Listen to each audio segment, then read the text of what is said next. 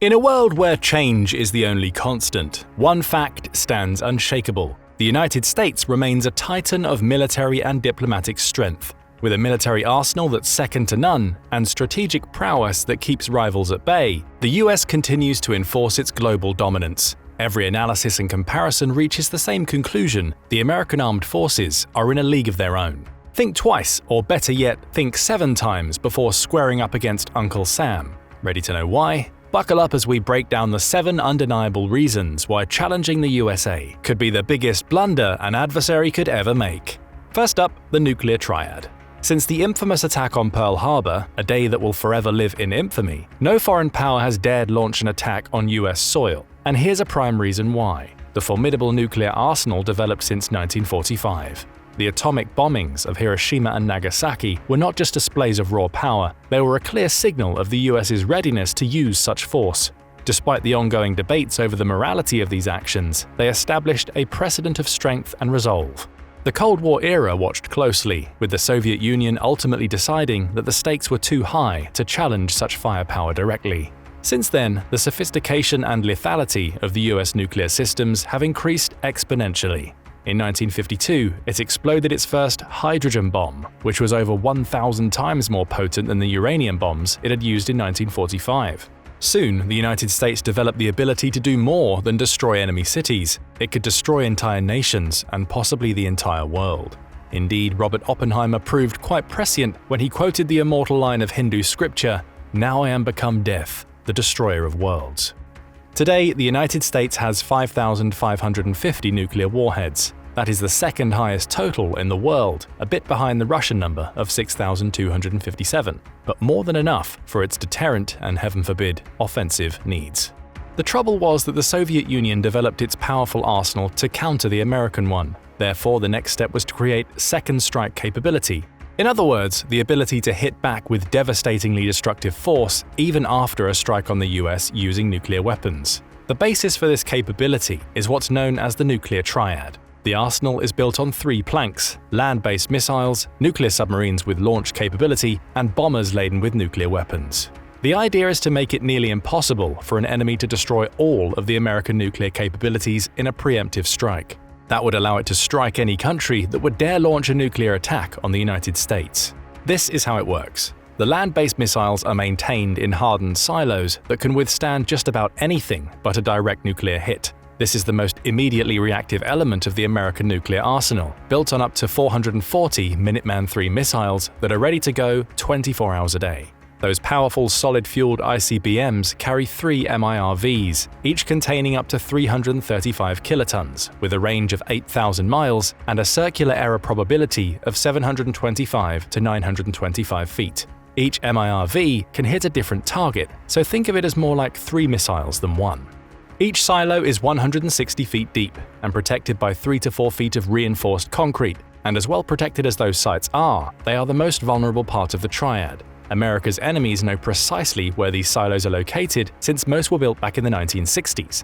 The nuclear bomber fleet is far more challenging to hit. It consists of 46 B-52H Stratofortress and 20 B-2A Spirit aircraft. They immediately take off and doggedly pursue their targets. The B-2A Spirit is complicated to intercept because of its stealth capability. The other 2 legs of the nuclear triad are essential, but the atomic submarine component is arguably the most crucial element in maintaining US deterrence. The fleet of submarines is constantly moving, and it would be almost impossible for the enemy to locate and destroy. It's made up of 14 Ohio-class ballistic missile submarines. Each can carry up to 20 submarine-launched UGM-133A Trident II ballistic missiles, with a range of 4,600 miles each. They come equipped with MIRVs that are accurate within 90 meters. The subs have 2 crew sets, blue and gold. They alternate operating them and ensure the second strike capability is constantly safeguarded. It seems operationally impossible to launch a nuclear attack on the United States without suffering a devastating counterattack. Most countries will be rendered helpless by this array of atomic assets. Even China, with its 500 operational nuclear warheads, would struggle to land a devastating blow on the US. The only country with comparable capabilities is Russia. Therefore, in that case, the United States depends on the principle of mutually assured destruction, with its chilling acronym MAD. The idea here is that if Russia tries to land a devastating blow on the United States, it will suffer untold destruction itself. This deterrence system is not foolproof, and there have been a few close calls historically, but there have been no all-out wars with nuclear powers since. MAD is one of the main reasons for that. Taking on the US Nuclear Triad is nothing less than a suicide mission. Next on deck, the unrivaled US Navy. When it comes to sheer dominance on the high seas, no other branch of the US Armed Forces holds a candle to the Navy. Apologies to the Army, Air Force and Marines, but the facts speak for themselves. The Navy is in a league of its own. With unparalleled firepower and an unmatched global reach, the Navy ensures that the United States maintains control over the world's oceans like no other nation. Ready to dive into the details? Let's set sail and explore just how deep this dominance runs.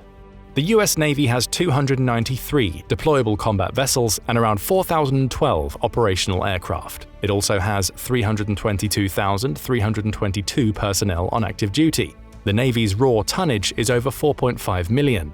In 2009, that cargo was more than the 13 closest navies combined. Its dominance over rivals now is not as comprehensive, but it has more than double the tonnage of Russia, its nearest competitor. China has more vessels than the US, but that's because its navy is mainly made up of light coastal crafts. It's divided into 7 fleets, each of which can operate independently. This allows the US to project global force and, if necessary, fight a war on multiple fronts.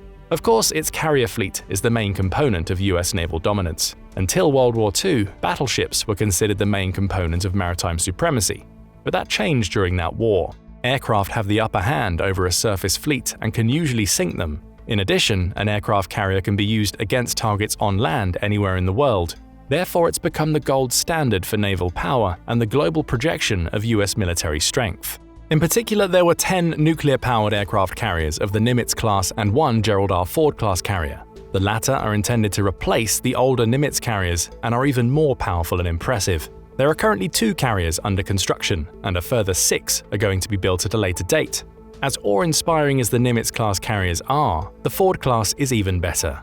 For example, the older carriers still use steam catapults for aircraft launches. Meanwhile, the Ford uses electromagnetic aircraft launch systems, or EMAL's infinitely superior system. It also comes with an advanced arresting gear system that requires less maintenance and staff. It can also handle a more comprehensive array of aircraft. As powerful as these vessels are, they are not invulnerable.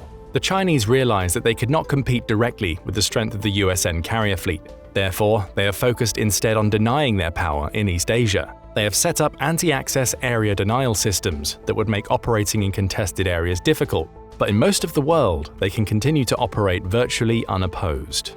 Power projection isn't all about aircraft carriers. The US can also invade coastlines worldwide, even when heavily contested by enemy forces. Indeed, the US has a glorious history of facilitating logistically challenging landings against well-entrenched enemies. Think of D-Day and Incheon as 2 particularly notable examples.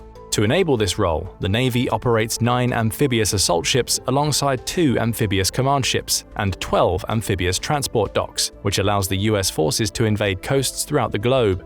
Then there are the more old-school surface fleet units. The USN deploys 13 cruisers, 72 destroyers, 3 frigates, 23 corvettes, 3 expeditionary mobile bases, and 8 minesweepers. It's exhausting just hearing about all these capabilities. Imagine how America's enemies feel. The US Navy isn't just a force on the water. It's a critical pillar of America's defense strategy, upholding freedom and ensuring economic stability across the globe. But the prowess of the United States isn't confined to its ships. On land and in covert operations worldwide, America's special forces represent another formidable reason why challenging the US is a perilous game. These elite warriors are reason number 3 to think twice about crossing Uncle Sam. When you think of US Special Forces, most of us have a few specific units in mind. But there are more of these than you might think. The United States Special Operations Forces (SOF) has around 70,000 service members, divided into 7 Special Forces groups, each containing several units. They have various specializations and functions, differing wildly from unit to unit. The best known are the various high-level commando units such as the Green Berets and Navy SEALs. What they all share is a specialization in which they particularly excel. However, not all special units are high-level combat units. For example, the Special Forces have several units specializing in the Psychological Operations Group, commonly known as PSYOP units. The 528th Sustainment Brigade specializes in supporting high-level operations under challenging conditions.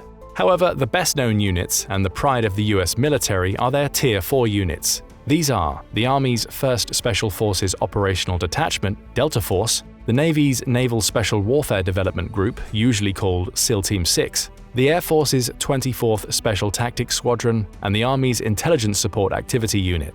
Because of the complexity of their operations, service members in the Special Forces tend to be a bit different from your run-of-the-mill G.I. Joe. According to the US Special Forces Handbook, the average member of one of these units is married and has at least 2 kids, is at least 29 years old if they're enlisted, and at least 34 years old if they're officers, has 8 years of experience in the military, receives cultural and language training, has attended multiple advanced tactical schools, is well-educated and likely to have a college degree, is a thinking athlete engaging in water polo, track, wrestling, or football, and enjoys games that require problem-solving, like chess. It sounds like someone you would rather not fight against. No other country has such a wide array of Special Forces units, and few, if any, enjoy the same high training level. That means that when a uniquely challenging task requires a highly specialized skill set, the US likely has a competent and experienced unit ready to complete the job efficiently.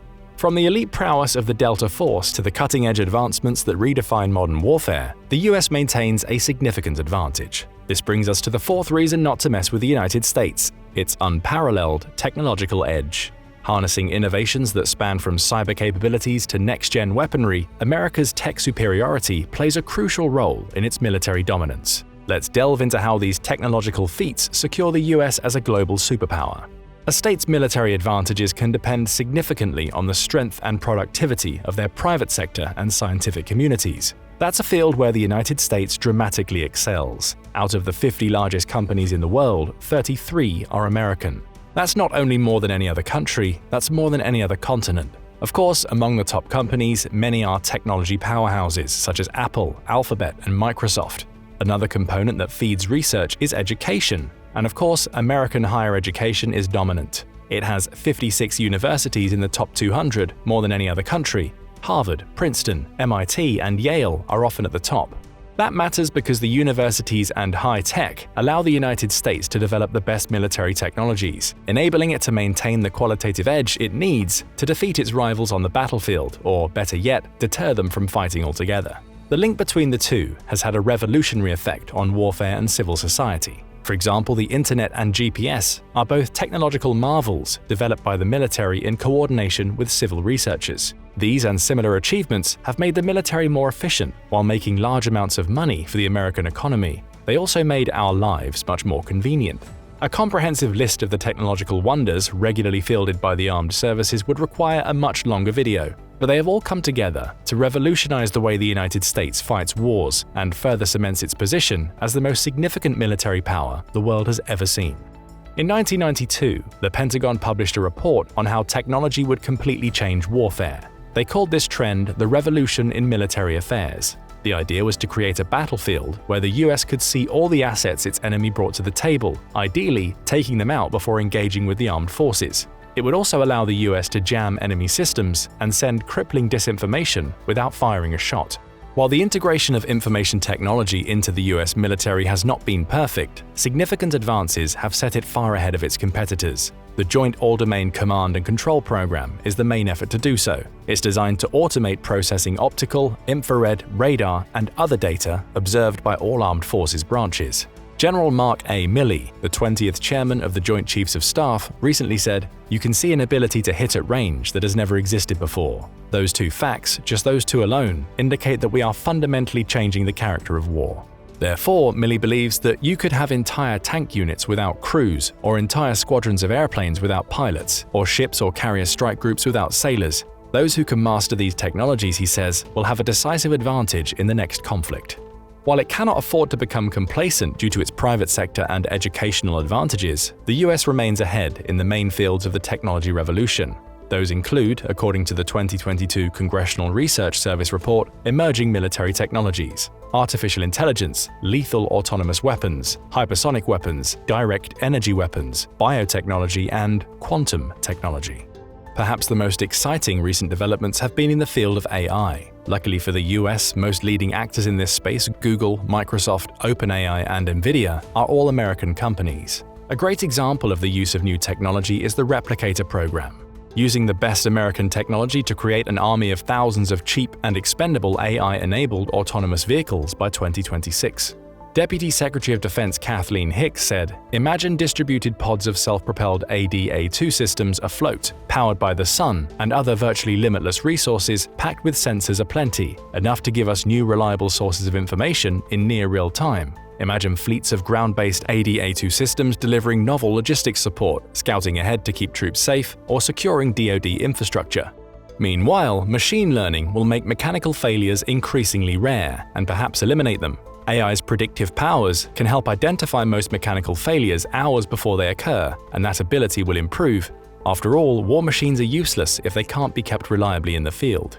The sweeping technological advances brought about by the revolution in military affairs have not only made the US military smarter and more efficient, but also significantly harder to detect and devastatingly precise in its strikes. As America continues to lead in resources and technological development, these capabilities are only expected to grow. But what really sets the US apart on the global stage? Let's zoom into the skies and examine America's unrivaled aerial supremacy, a cornerstone of its status as a superpower. When one side has far greater power in the air than its rival, it can rule the skies. That's always been the goal of the United States, and it's one they have often achieved on the battlefield. The Air Force defines air superiority as that degree of control of the air by one force that permits the conduct of its operations at a given time and place without prohibitive interference from air and missile threats. In these cases, the enemy can fly but faces inferiority throughout the front. Meanwhile, air supremacy is a case of that degree of control of the air wherein the opposing force is incapable of effective interference within the operational area using air and missile threats.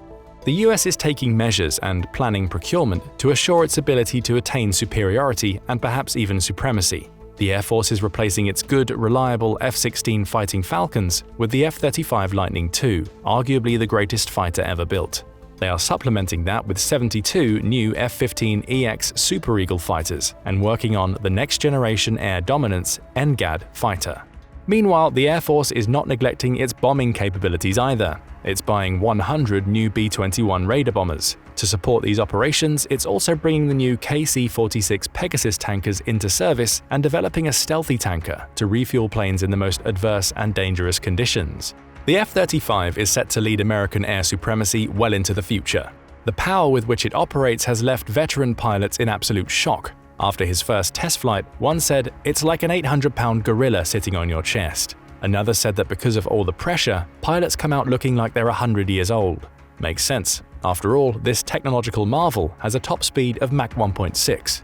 The fighter can balance firepower and stealth. Indeed, it's likely the stealthiest plane in the category in the world, but if need be, it can carry an immense amount of firepower at the expense of visibility to the enemy. An F-35 can carry a payload of 4 500-pound GBU-12 laser-guided bombs, 2 GBU-12 aerial laser-guided bombs, and a singular but deadly AIM-9 air-to-air heat-seeking missile. Pilots understandably call this flying beast mode. The jet also has unparalleled sensor capabilities. Each F-35 comes equipped with a Distributed Aperture System (DAS), the Active Electronically Scanned Array (AESA) radar, an Electro-Optical Targeting System (EOTS), and other top-of-the-line electronic warfare capabilities. It also has a unique communication system that allows it to transmit data securely to any other F-35, even those flying for foreign military forces. America's main geopolitical rivals have developed their fifth-generation fighters, which they hope will be able to compete with the F-35. However, the consensus is that they have failed to achieve this goal. The Russian Su-57 and Chinese Chengdu J-20 are not in the same league. But the strength of the US extends beyond its own capabilities. It's amplified by the support of its allies. Let's delve into how the collaborative efforts of America's allies reinforce its position as an unrivaled global superpower that no adversary would wisely challenge. The United States has the most powerful military in the world. It's strong enough to accomplish most missions necessary for defending the homeland and securing its interests. The United States does not need to act alone. It has loyal allies worldwide. The most critical and consequential alliance the United States relies on is NATO. Created in 1949 to counter growing threats from the Soviet Union, it has since blossomed into an international organization working for democracy and global stability. It has, for example, worked together to fight the long and brutal war in Afghanistan. NATO is easily the most powerful military alliance in the world. It has around 3.39 million active military personnel, about 3 times as many as the Russian military. Together, they boast 22,308 aircraft, 2,258 military ships. NATO also has a powerful and well-coordinated bureaucracy and general staff. They have helped make the diverse militaries of NATO members compatible and harmonized to work together with the most significant efficiency level. Indeed, the military services of some of its close allies are designed to cooperate with the United States. That's how seriously they take their alliance with America. One great example is the Canadian military. Their military and strategic doctrine states that Canada is a strong and reliable defense partner. The Canadian Armed Forces, CAF, are prepared to conduct continental operations, including through the North American Aerospace Defense Command, NORAD, carry out training and exercises, remain interoperable with the US military, and respond to crises at home and abroad. While Canada is a somewhat extreme example of suiting their doctrine to US needs, other NATO allies have similar goals when they design their military forces and doctrines. It's also worth remembering that the US has loyal and powerful allies outside of NATO, spanning the globe. India, South Korea, Japan, Australia, and Israel are all among the most powerful militaries on Earth and are considered close allies of the United States. Therefore, the United States has seldom had to fight wars alone. It's enjoyed its most significant victories, such as World War II and Operation Desert Storm, with an extensive array of allied countries fighting alongside it. There are many other strong military forces in the world. Some have more soldiers, like Russia, China, India, and South Korea. Others can compete with the US in other metrics. However, there is one main reason the US armed forces are more dangerous than their rivals. It has the unique ability to project power and operate forcefully and sustainably anywhere in the world. The Pentagon defines a power project as the ability of a nation to apply all or some of its elements of national power, political, economic, informational, or military, to rapidly and effectively deploy and sustain forces in and from multiple dispersed locations to respond to crises, to contribute to deterrence, and to enhance regional stability. In this metric, the US is unparalleled. That ability is the sum of the other capabilities we've discussed. The Navy is essential in this regard. When there is a crisis anywhere in the world, one of the United States' first actions is to send a fleet or more to the unstable area. The mere presence of an American carrier force often has a stabilizing and deterrent capability. If that doesn't work, the Navy can use that to project aerial superiority in the crisis area. The United States allies are also instrumental in this effort. They provide ready forces and bases worldwide, which the US can supplement and partner with for theater operations. Thanks to the cooperation of its allies, the US boasts a network of 800 military bases in over 70 countries. That means wherever there is a need, an American military presence is already ready to take it on. Of course, American technological superiority also plays a massive role in this power projection enterprise. Satellites, smart bombs, drones, and advanced communications help augment the geographical presence of American troops and allies with the highest level of support anywhere. Meanwhile, the Special Forces and other units provide the US military with an array of rapid response forces. They can often set the stage for the deployment of larger, more conventional military units. The sum of all these factors is decisive. The United States can operate militarily on any continent, bringing massive force to the theater. That gives it veritable global supremacy. Its rivals cannot even begin to compete with that. So much goes into the power of a state. Military strength is generally divided into quantitative and qualitative. The United States has so much of both, as we've seen, but there is a lot more to it than that. The ability of a nation to project power also depends on the strength of its society, and that's where the US sometimes shows weakness. It takes a united, educated, and well-motivated civil society to keep military strength at its highest. It would be a terrible idea to mess with the United States, but if it wants to keep it that way, it needs to invest more in the health of its society and government. Military hardware, beneficial as it may be, does not accomplish anything on its own. Clausewitz, a renowned military theorist, famously said, "War is a continuation of politics by other means." The US needs to make sure its political institutions remain efficient and accessible so that US global military supremacy can be maintained.